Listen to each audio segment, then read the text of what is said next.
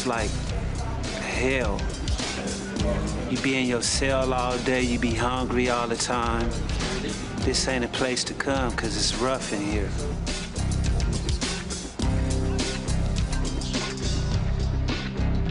If you have a wall in front of you, place your hands high above your head on the concrete wall. These are inmates in various jails in the county. They're here for anywhere from drug possession all the way up to murder. It is the largest jail system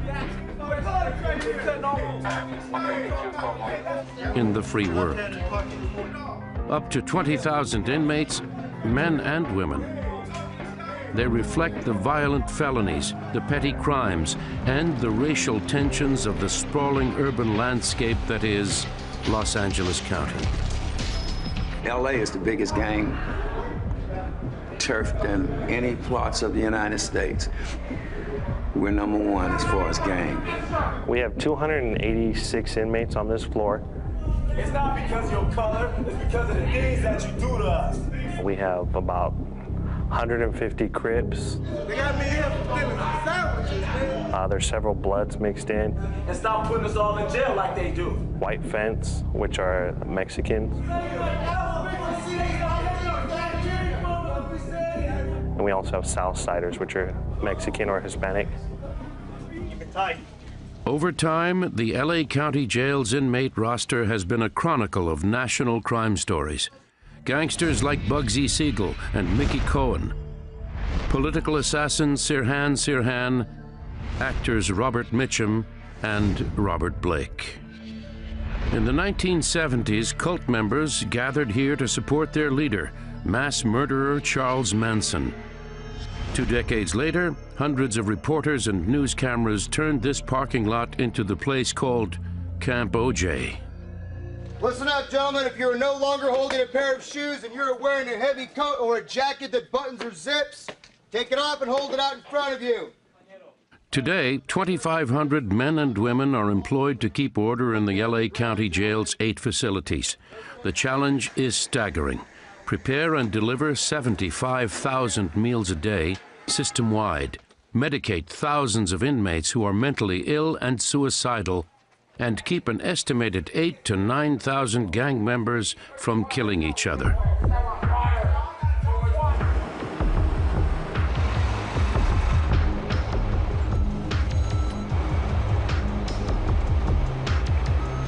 This is where it begins. A bus terminal for hundreds of prisoners arriving for their first night in jail. Thursday nights is one of our busiest nights, so this is pretty common. And we'll probably see about 500 in here tonight. Basically, if you get busted in the Los Angeles County, you're going to come here, unless you get bailed out beforehand. Other than that, you're here. You're going to see inmates coming out of the bus. They're all secured together to prevent escape, obviously, and to prevent them from assaulting the officers and assaulting each other. For new arrivals, the check-in process can seem like an eternity. It took a long time, about 17 hours, no sleep, just a long time to get in here. A lot has changed here since the old days of manual fingerprinting and black and white mugshots. Back then, only a few inmates at a time would arrive at the jail. Everyone leave your hands where they are. Back up. Today, 200,000 men and women are pressed through the jail's intake center each year. The tremendous number of prisoners are managed with barcode bracelets that will be used to track their progress through the jail system. Still fresh off the street, the new prisoners are led to the search room. Many have never set foot in a jail before. Some don't speak English. If you have anything holding up your pants, plastic string or a belt, remove it. If there is anything in your hair, plastic string or a belt, remove it. Sometimes, it might take 13 hours, it might take 14 hours, it might take 15 hours. It all depends on how many people is coming in at that same time you're coming in. When I say go, you're going to remove your socks. You're going to do this by peeling them off of your feet inside out. Hold one sock in each hand. Hold them out in front of you while you're looking down at the ground. Do not shake them, wave them, snap them, or swing them. Go. This is the first of countless searches that inmates will undergo as the jail staff works to prevent weapons and contraband from finding their way inside. You have a long-sleeve shirt on. Roll up the long sleeve that's covering your wristband. We're not concerned with your name. All we want to see is the metal clasp that is holding it together. When you step up to the doorway, you're going to show your wristband to my partner. Yellow line, cell 1. Let's go. Have your wristband ready to be scanned. Put your back against the rail. Wristband. Right here. Yellow line, cell 1. Yellow line, cell 1. Put your back against the rail. Wristband. Hours pass as the prisoners wait for their turn to be live scanned. This biometrics process, adopted in 1993, will scrutinize and record each inmate's physical likeness and fingerprints. But even after 4 hours or more inside the maze of corridors and search rooms, the new arrivals have only begun their transformation from individual to inmate. From here, it's to the showers. And basically, every inmate that comes in here gets a shower. I'm going to keep lice and other little diseases out of our jail. Come on, guys, hurry up. Up to 100 prisoners are showered here at a time. Line marking. They emerge wearing jailhouse jumpsuits and proceed to medical screening. Take any medication? No. Have you ever taken psychiatric medication? No. Here, they wait again for their turn at the medical window. You hear voices that no one else can hear in your head. Yeah. The only food they will see for 12 hours or more is a jail sandwich. Like a nightmare. All-day process. You wait, you wait, you wait, you wait, you know. Finally, the new arrivals are confined to the holding tanks until the jail is ready to give them a bed. This is basically the end of the line. They either go to Men's Central Jail, which is in that direction, or over to Twin Towers Correctional Facility, which is right over here behind us. It is a routine that has gone on in the Los Angeles jail since 1926. And while the scenery has changed, the experience remains the same for new inmates today. What awaits is a grueling and sometimes terrifying journey through a world that was unimaginable only hours ago on the street.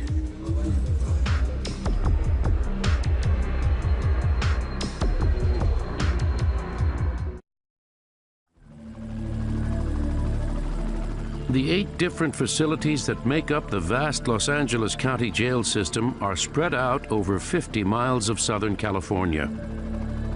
It all began with a single building that now stands empty. The county's original jail, the Hall of Justice, opened its doors in 1926 with just over 500 cells on top of a 15-story granite tower in the heart of Los Angeles. A one-stop legal system, it also contained criminal courts, the sheriff's headquarters, and the coroner's office. The Hall of Justice has also done its share for Hollywood. The landmark edifice is familiar as headquarters in television shows like Dragnet and Get Smart. After the Northridge earthquake of 1994, the building was red-tagged as unsafe and officially closed. Today, the centerpiece of the LA County jail system is a penal colony a few blocks away. It consists of the Men's Central Jail and the Twin Towers Correctional Facility.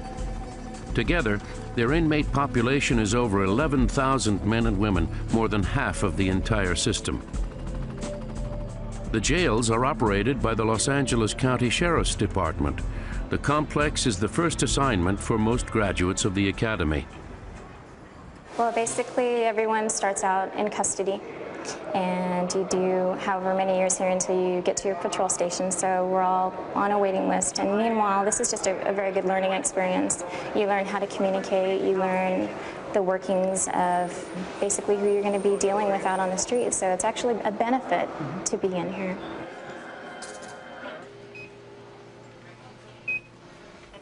After a long night of processing, new inmates are instructed to walk single file along red and blue lines to one of the 2 downtown jails. Hands in your pockets, gentlemen, stay on the line. Keep your hands in your pockets, gentlemen. Hands in your pockets. An inmate walking down the main hallway with his hands free can assault another inmate or he can assault staff. So we insist that they tuck their hands in their pockets as a safety feature for both ourselves and for the other inmates. Most adult male prisoners who are deemed fit for general population will follow the blue lines to Men's Central Jail. This is just under 1 million square feet. It's the largest jail in the free world.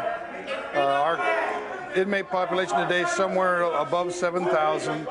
We generally run right around 7,000, but when we've had riots, we've had as many as 10,000 in here. It's a lot of inmates, and they're in for a myriad of charges. Multiple murders, rape, robbery, burglary, every charge known to man, they're in here for. I got 25 years to life in the penitentiary, man. And I ain't never going home. Inside the windowless jail, deputies called prowlers patrol the dim cell blocks with flashlights, checking for drugs, homemade liquor, and weapons. Just as a general rule, you don't step right close to the bars. You could always get stabbed through the bars. You know, if you get too close, you can get grabbed. Sometimes, if they're in a bad mood or something going wrong with the module, they might throw stuff at you. It could be bodily material, fluids and stuff, the fun things. Module 4700 is a high-security area. Most inmates in this module have been sentenced and are awaiting transfer to a state prison like San Quentin or Pelican Bay. Life without. I've been sentenced life without. I'll be gone about 2 weeks. Ryan Willis has been here 37 months. He was convicted of murder with special circumstances. Willis maintains he is innocent. He says the jury found him guilty of lying in wait and incinerating his victim. We're living in here, and cold and freezing in here, and life is hell in here. You know, it's miserable. You know, I've been miserable since I've been here. You know, food's cold. You know, we don't get no assistance around here. The deputies full of crap. Opened in 1965, the Men's Central Jail is crowded. Modern standards for new jail construction require more spacious accommodations. With so many men to house, improvement is difficult. We're just overcrowded.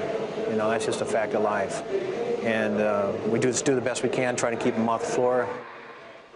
7,000 men, as many as 6 to a cell. The challenge for inmates is not only physical, but mental. It's just all about respect. If respect is given, then it's no foul-ups, it's no mess-ups. But if it's disrespect, then you can have a problem. Deputies could have an actual problem on their hand. Like many inmates here, Terry Clemens is from an area of Los Angeles known as South Central. Shootings, drive-bys. You know, and I was walking out of the store, and 4 guys tried to rob me. And I took a knife. Fortunately, I'm still living. That's South Central, LA.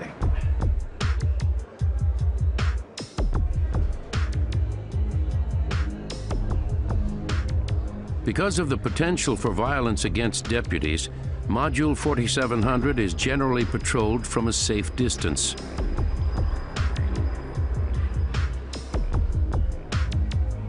We call it the hamster tube, but it's kind of a nickname for it, but that's inside the officer's area, and he keeps him out of danger. He's locked in there, can't be got to by the inmates, and he can see inside all the cells on each side of the tube. The tubes are kept dark so that inmates in the cells cannot see past the one-way glass. They do not know they are being observed until it's too late. They do a lot of illegal stuff while they're in jail, such as maybe smoking drugs or marijuana, what have you. They make a lot of different shanks, like the jail-made knives. They make a lot of those in here. We can obviously observe for that. While Officer Fleischer's watch proceeds without incident, Sergeant Michael Winters prepares to enter another cell block. Its long, forbidding walkways are called freeways. Okay, we're going down one of the freeways or one of the rows in this disciplinary module. It's 26 cells per row. There's 4 rows per each of the 2 modules. This is all for inmates who violated jail rules. This is where all the people that run amok on the streets that you read about in the newspaper, this is where they come. And if they are so dangerous once they come in here that they can't be taken elsewhere in a less secure surrounding, this is where they come. This is where the worst of Los Angeles County gets to live. Moments after Winters' arrival, he spots a familiar problem. Floor is wet because somebody from the smell of it flooded his cell. One of the few acts of rebellion available to inmates in LA County Jail is to flood their cells by backing up their toilets. They're not in here for being model citizens, so we do have some problems with them. You know, they'll, just as an act of recalcitrance, they'll flood their cell like that guy did, or they'll throw food. You can see they've thrown food on some of the walls. 3 deputies have been dispatched to escort the rebellious inmate out of his cell. One deputy shakes a can of pepper spray as they walk. Sometimes just doing that is enough to discourage somebody because they know you've got it in your hand. I've yet to find an inmate that enjoyed getting sprayed in the face with it. The response from other inmates is unmistakable. Instead of receding, the floodwaters inside the disciplinary unit get deeper. As you can see, the row is flooding. Somebody up on top has flooded their cells. They've done a very good job of flooding it. Soon, an inmate work crew arrives to mop up the mess. To outsiders, the scene is miserable, but the staff takes it all in stride. This is really the common. You know, the time that you start to worry is when it's quiet. But when they're rattling the bars or flooding the rows, they're busy doing something. But once it gets quiet, then you start to worry.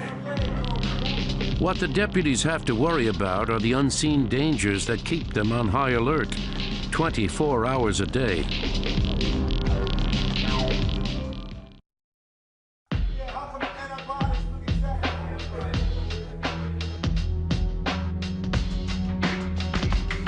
We are in LA County Jail. Anything can happen in here, you know. You can have a week left and something can happen. You know, tomorrow's not promised to nobody. It's all up to you. You know, it's a scary place in here. Men's Central Jail, Los Angeles, California. It is a mind-numbing maze of corridors, tunnels, and steel stacked 5 stories high. The largest facility of its kind in the United States.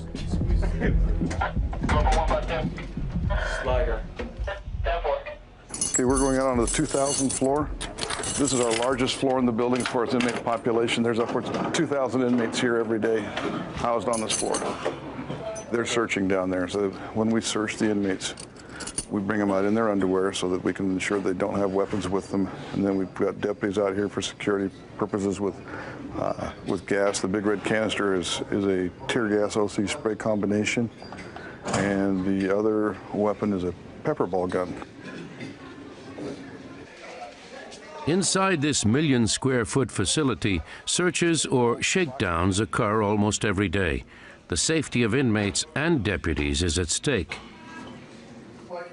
On this day, deputies have just completed a search of a dormitory that holds 50 men, a shower, and a toilet. It was converted from a recreation room at a time when crowding forced prison officials to add more beds to handle the rising population. This has all been found on this floor. What we have here is some shanks that have required a little bit of work. These are, this is pretty much the bracket of the underside of a bunk. Well, this stuff looks crude, but it's pretty dangerous, plain and simple. It's got a good handle. It's a pretty good piece of metal. As long as they get a good point on it, start sharpening and get a good point on it, it's pretty dangerous. This is what's called here in jail as a bone crusher, because with enough force, it'll actually crush your bone. We have several hundred assaults, inmate and non-inmate assaults every year. The primary reason? gangs. It is not a new phenomenon, as in many urban areas there have been street gangs in Los Angeles since the 1940s. The gang population inside the jail has grown steadily since 1965. By 1985, 87% of all crimes committed in the jail were perpetrated by gang members. There's a lot of gang members in here, you know. It's like being on the streets, you just deal with it, you know. But in here it's a little bit more cliche because you might go in a cell with, you know, all kind of different gang members. You know, they might not like you, you might not like them. Other than on the streets of Los Angeles, Men's Central Jail has the highest concentration of gangs in the city.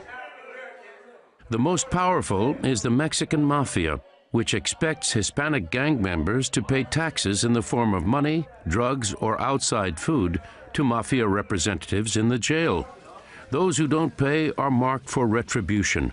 They are called green lighters. Green lighter is a gang inmate, usually an Hispanic inmate, who's fallen out of disfavor with his gang, and so somebody puts a green light or a go light to say it's okay to go ahead and kill or injure this inmate. To counter the violence, county officials set up Operation Safe Jail to monitor and manage the custody of known gang members.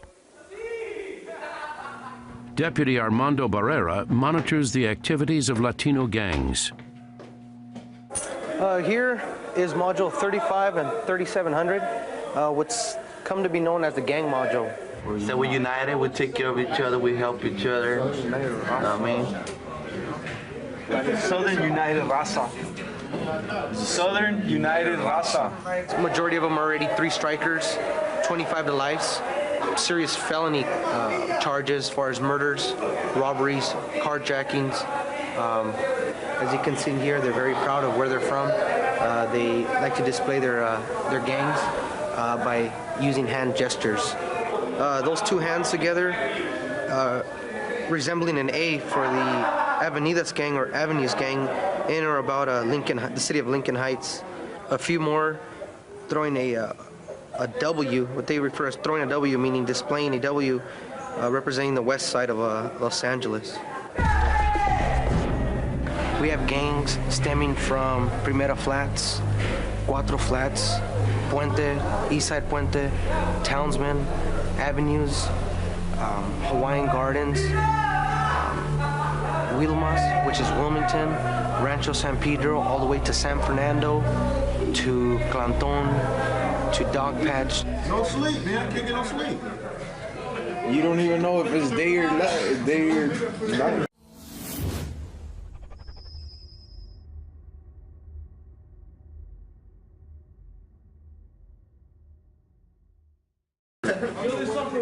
A wall of snapshots in the gang unit office confirms the diversity and numbers of gang members inside the LA County Jail.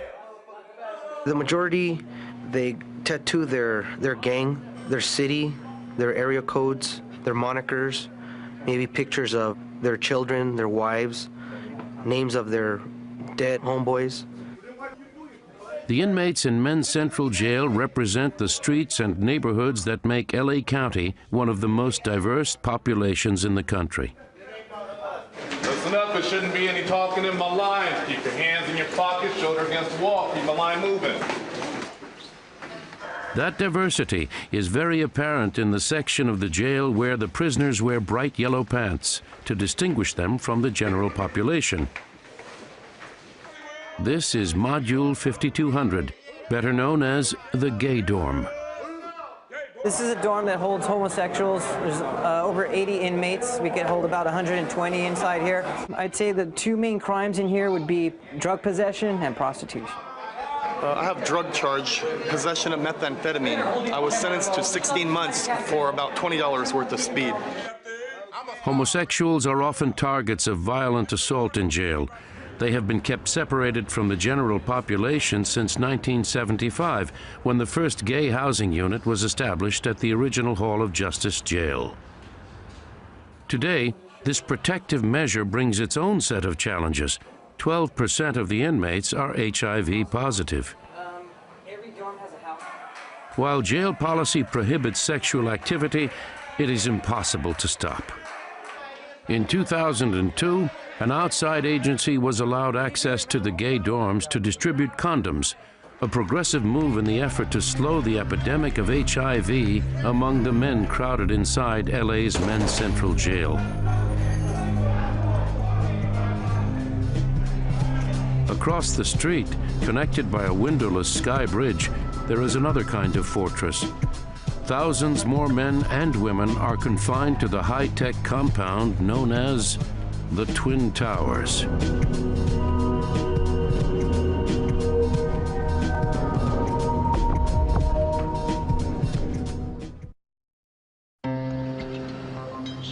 From its earliest days, the LA County Jail has been a landmark in its city and in the public eye.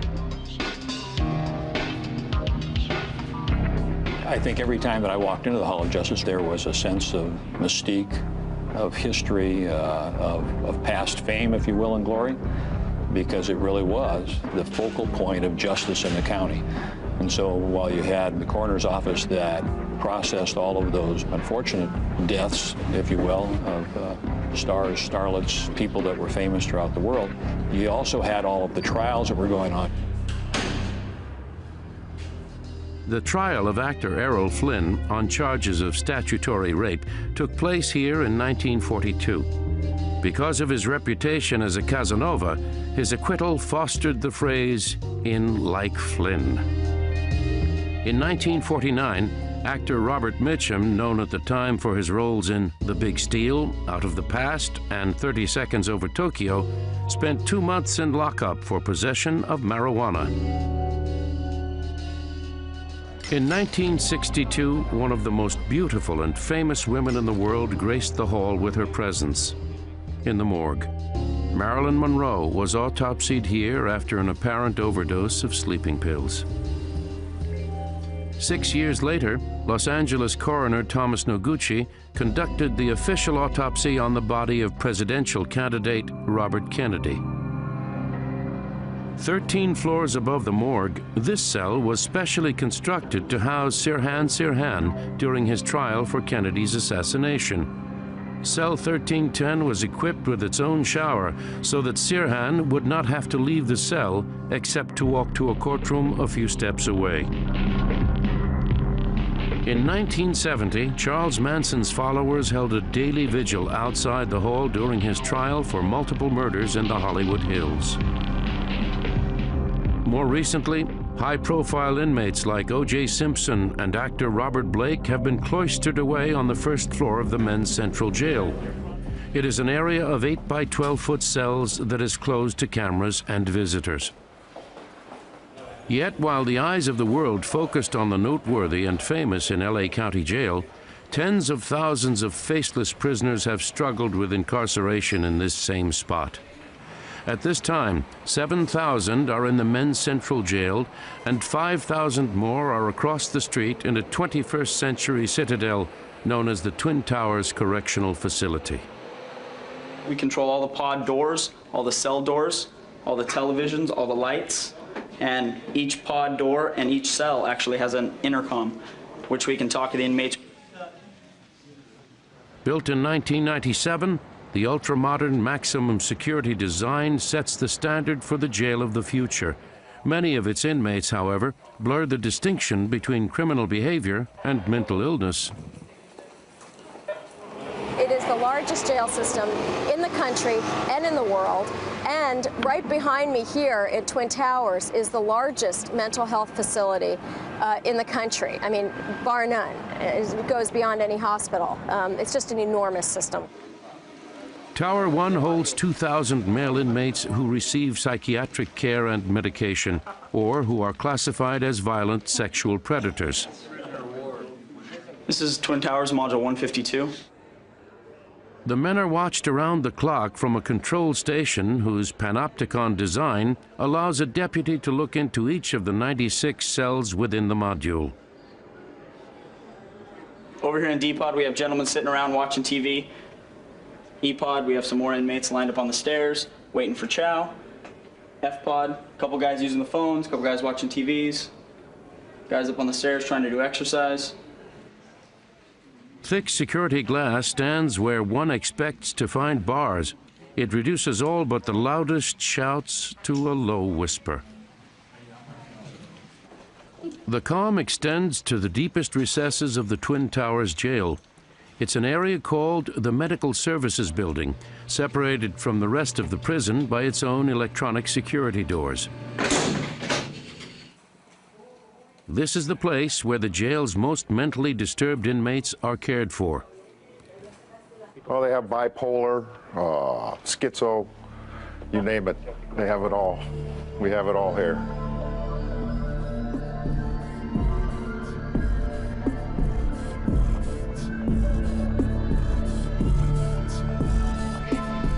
They're very unpredictable. They come in off the street.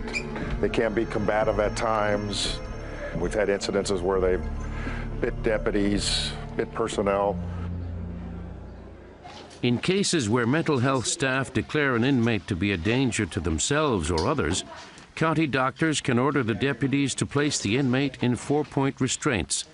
During a 4-point procedure, a team of deputies secures the patient's wrists and ankles to the hospital bed so he can be closely monitored and stabilized.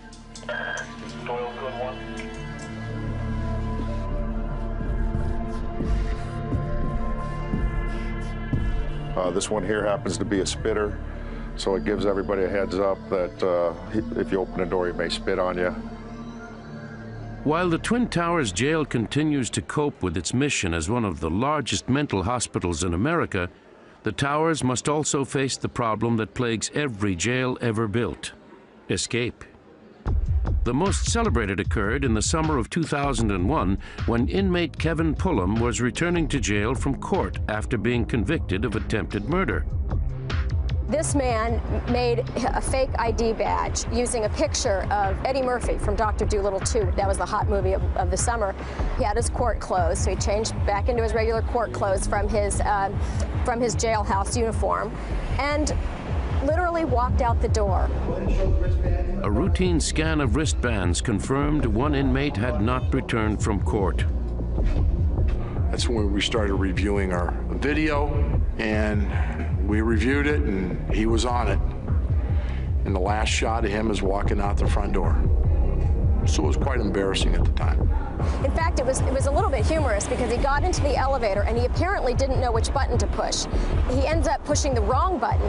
He goes downstairs into where the kitchen area is of Twin Towers. He walks out, he sort of looks around, he gets back on the elevator, he goes back up.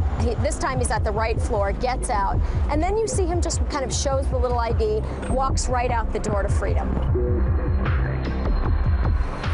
Kevin Pullum's freedom lasted only 18 days. He was captured on Skid Row, just a mile from the jail. As Pullum was processed back into the jail system, he likely saw more fortunate inmates awaiting a more favorable routine, one that is repeated hundreds of times each week at LA County Jail: the walk to freedom.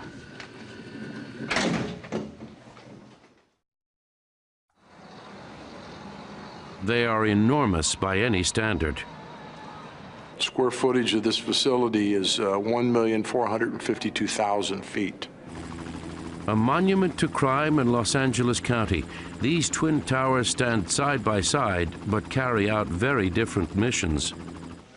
Tower 1, the men's side, mental observation and medication. Then there's Tower 2. Tower 2 is mainly female inmates, and it's the only female housing in the county of Los Angeles for female inmates. Can't get a job anywhere. It seems like nobody wants to hire me. I talk different, I act different, everything, you know, not the same culture. End up prostituting on the streets. Here I am in lovely, free California hotel. Until 1997, when the Twin Towers was opened, female inmates in LA County were held in a separate facility, the Sybil Brand Institute. For the most part, their crimes were no different from the 2,500 women who are locked in Tower 2 today. They are here for anything from drug possession and prostitution to robbery and murder. Huh? I don't have a room. I sleep out here.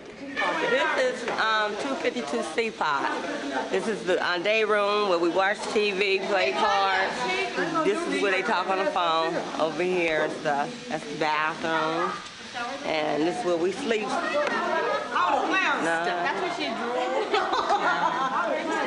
You could see the difference between the male side and the female side on the way they're acting. The biggest difference is these inmates here take no psych meds, where the males that do take psych meds, it slows them down. I'm not a bad girl. What got me the time? Astounding. Not reporting to my parole officer. I'm from the United Riders LAMC Motorcycle Club. I'm a gangbanger also. Just got 2 years sentence in the pen. I got arrested for having checks with the intent to defraud, but they weren't in my possession. They were just in the house I was in at the time. Breezy pot is not her favorite pot. I'm here for threatening and obscene phone calls. It gave me a sentence of 73 days. I'll do approximately 41, 42 days. While the male inmates in Tower 1 are locked up at all times, many of the women in Tower 2 are assigned to outside work details. I'm here for burglary, commercial burglary. Booking information operator 5, you have a booking number. The inmate answering service, established in 1989, is staffed by low-security female inmates. They take thousands of calls from people inquiring whether their missing husbands, wives, or children are in jail. He was just arrested 2 days ago. They call in, they think we're just operators answering the phone. Some people will know because they've been in custody before, so they'll say, I know you're an inmate just like me, and da-da-da, yeah. But like, she didn't know. When he's in here for a grand theft money property of $400. His bail is $20,000. Before the Twin Towers Correctional Facility was in operation, each of the LA County jails prepared its own meals using inmate labor.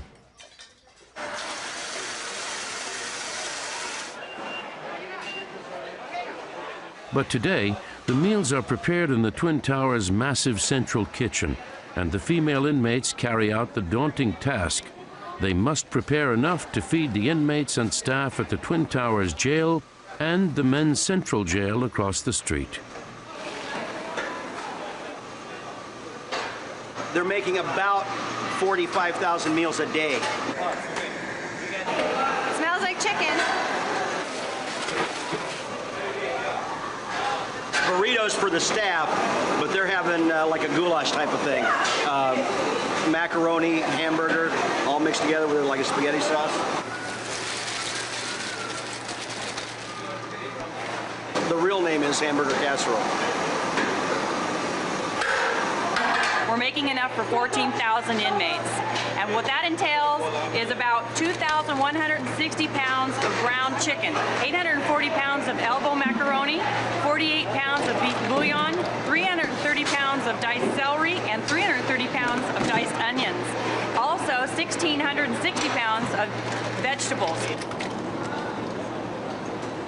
I was caught shoplifting in a Macy's department store, and I took a sweater, and that's why I'm here.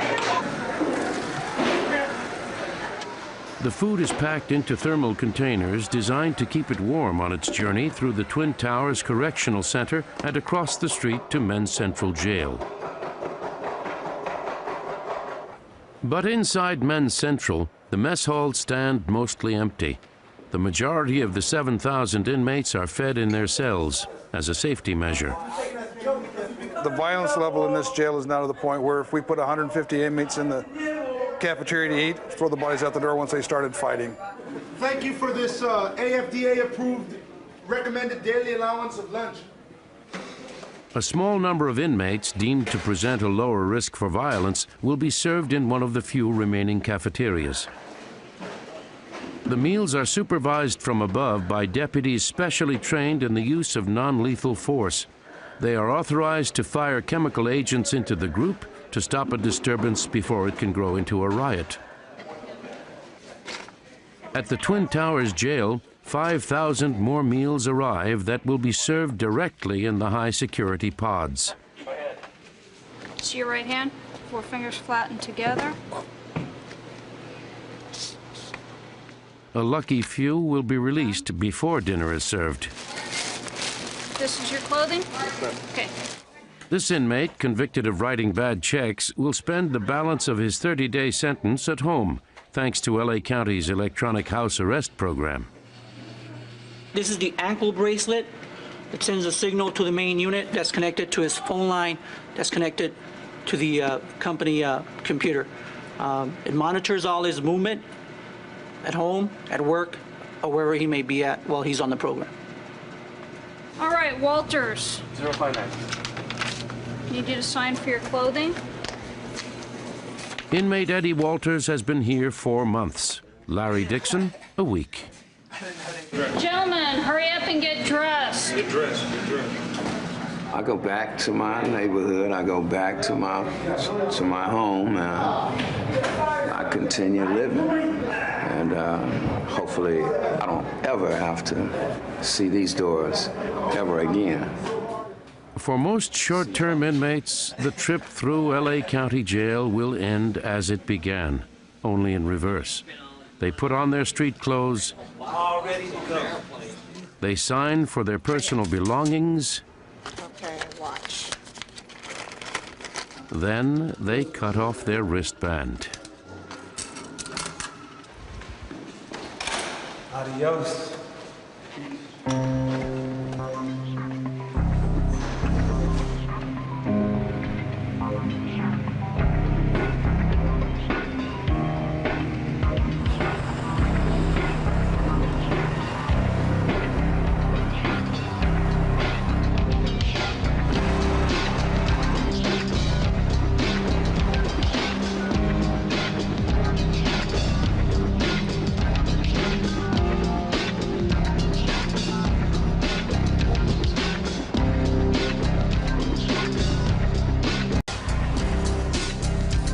Like hell. You be in your cell all day, you be hungry all the time. This ain't a place to come because it's rough in here.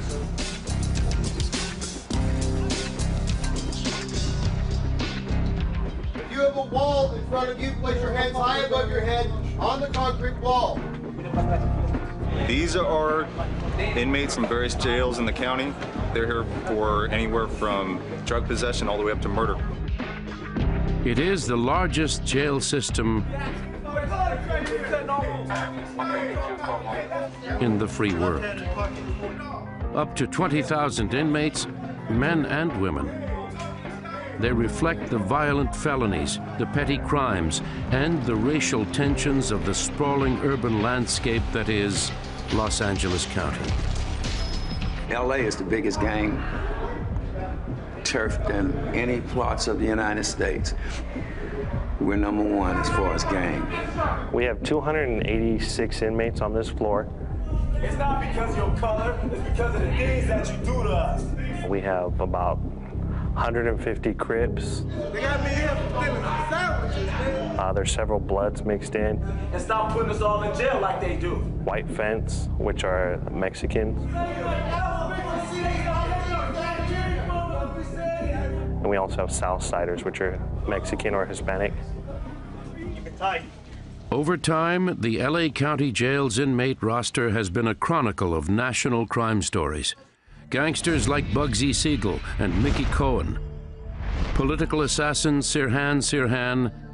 Actors Robert Mitchum and Robert Blake.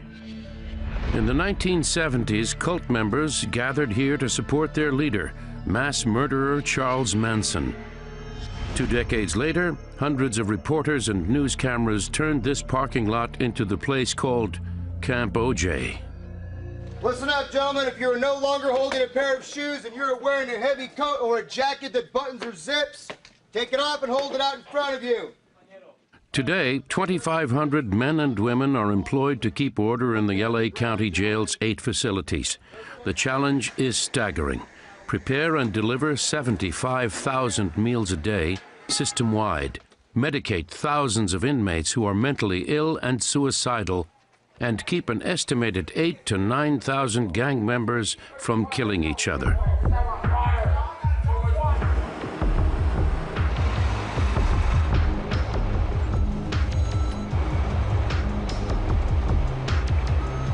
This is where it begins. A bus terminal for hundreds of prisoners arriving for their first night in jail. Thursday nights is one of our busiest nights, so this is pretty common. And we'll probably see about 500 in here tonight. Basically, if you get busted in the Los Angeles County, you're going to come here, unless you get bailed out beforehand. Other than that, you're here. You're going to see inmates coming out of the bus. They're all secured together to prevent escape, obviously, and to prevent them from assaulting the officers and assaulting each other. For new arrivals, the check-in process can seem like an eternity. It took a long time, about 17 hours, no sleep, just a long time to get in here. A lot has changed here since the old days of manual fingerprinting and black and white mugshots. Back then, only a few inmates at a time would arrive at the jail. Everyone leave your hands where they are. Back up.